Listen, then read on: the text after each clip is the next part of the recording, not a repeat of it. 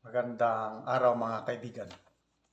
Pag-usapan natin ngayon ang isang malaking sampal o kahihiyan ng administrasyong ito, yung mga millions of dollars pera ng mga foreign investors, inaalis na nila dito sa Pilipinas. Okay, dark chocolate, mayroon pang available stock. As usual, itong number na ito, 0916-9000-997. Dito lang kayo mag-contact. Okay, balita sa mainstream media. Manila Standard at iba pang outlet, foreign investors withdrew $312 million from the Philippines in April. Okay, so bago lang nagbiyahe ang ating presidente, Brunei, Singapore. Again, as usual, sabi niya, to attract foreign investors. June 15 to 16, biyahe na naman siya sa Switzerland. Okay? So, itong mga biyahe-biyahe pa more ng ating Pangulo, mag 2 years na siya, no? Pang 29 biyahe niya na itong 29 foreign trip itong Switzerland.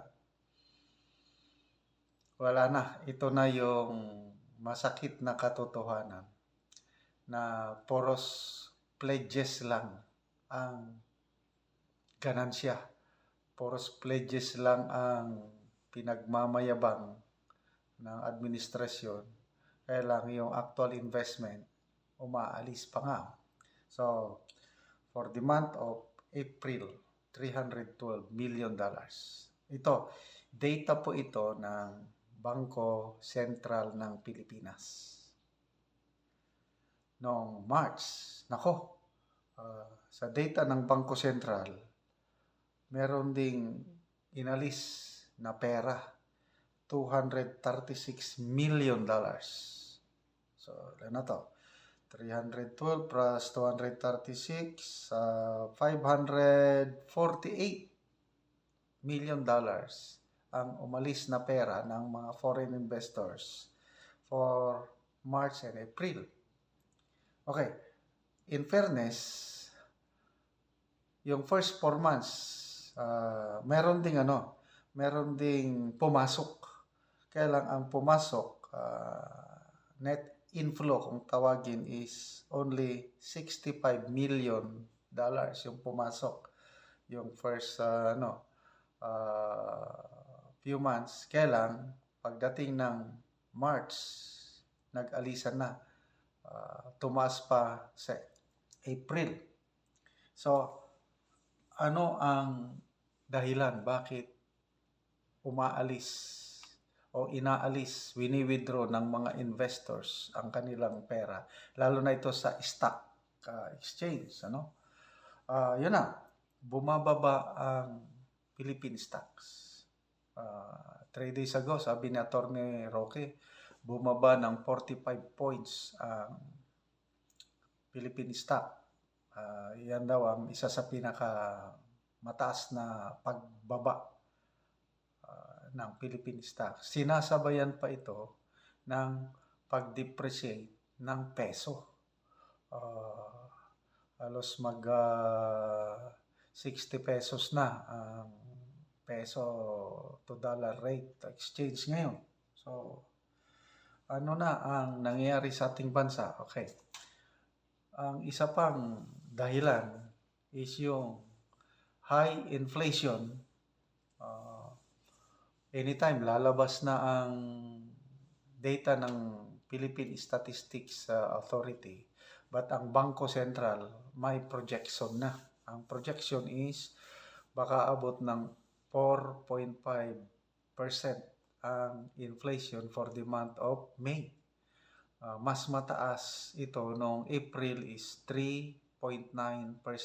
So, wala talaga. Hindi mapigilan ang pagtaas ng presyo ng bibilhin sa ating bansa. At bakit tumataas ang bilihin, lalo na sa pagkain, kulang tayo ng production. We have 25% shortage ng pagkain dito sa ating bansa. Kaya, ang nangyayari, import tayo ng import. Lalo na sa bigas. Tayo na po ang largest exporter ng bigas sa buong mundo. Tinalo na natin ang China. I think ang estimate ng US Department of Agriculture is 4.1 million metric tons ang estimated na import ng rice Pilipinas for this year. Wala na yung ipinagmamayabang noon ng candidate BBM na magkakaroon tayo ng food self-sufficiency. Babalik natin yung dati kasi panahon ng tatay niya talagang tayo ang nag-e-export ng bigas noon . Kaya matapang siya na nagsabi na pababain natin ang presyo ng bigas to 20 pesos per kilo. Okay. Nakadalawang taon na po ang administrasyong ito. Anong nangyari sa presyo ng bigas? Wala lang. Kaya meron na yung napakasikat na kanta, yung Bisaya na kanta na asa na ang 20 pesos per kilo na bigas. I think minsan lang nagkaroon ng artificial na 20 pesos per kilo na bigas last year doon sa Cebu.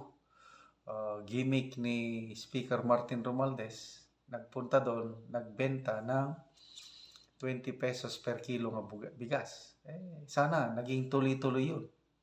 Kailang pumalpak dahil isang araw lang, ang dami ng mga Cebuano na gustong bumili ng 20 pesos per kilo na bigas. Wala na.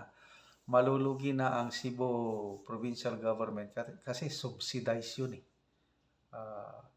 Hindi ka talaga pwedeng magbenta ng 20 pesos per kilo na bigas na hindi mo isubsidize. Kaya, isang araw lang yung pagpunta ni Speaker Romualdez doon na nagkilo-kilo, nagbenta ng 20 pesos per kilo na bigas. Wala na, in-stop. Dahil hindi kayang tustusan ng provincial government ng Cebu. And then after that, wala na. So magkano ng presyo ng bigas sa Pinas? Meron mga 50 plus, kaya lang wala na, mga mababang quality. Kung gusto mong makakain ng medyo masarap-sarap, 60 pataas. Yun na po. So, hanggang sa termino ng Pangulo, kung maka-graduate siya hanggang 2028, poros na lang tayo import ng import. Hindi lang bigas, pati isda, gulay, agricultural products, meat. We need mag-import. Kaya yung sige tayong ka-import, isa na yan sa nagpapataas ng presyo sa ating bansa, yung inflation. Okay, so dahil mataas ang inflation, anong nangyayari? Tumataas yung interest rate sa ating bansa. At yun, ayaw ng mga investors yung mataas na interest rate. Kaya, nagwi-withdraw sila. Inaalis yung puhunan nila at doon namumuhunan sa ibang bansa. So ano ngayon ang ating masipag na Pangulo, biyahe-biyahe pa mo. Malala ko ulit yung mga March ata yun, nag-press conference ang mga kongresista, pinupuri nila ang Pangulo at ang Speaker of the House dahil napakasipag daw nilang magbiyahe, mag-attract ng investors. 1.7 trillion yung sinabi nilang investments. Kaya lang, sinabayan naman ng statistics data na tumataas ang rate ng unemployment sa Pilipinas. So, kung madaming investors sana, ibig sabihin maraming trabaho. Bakit kumukunti ang trabaho sa Pilipinas?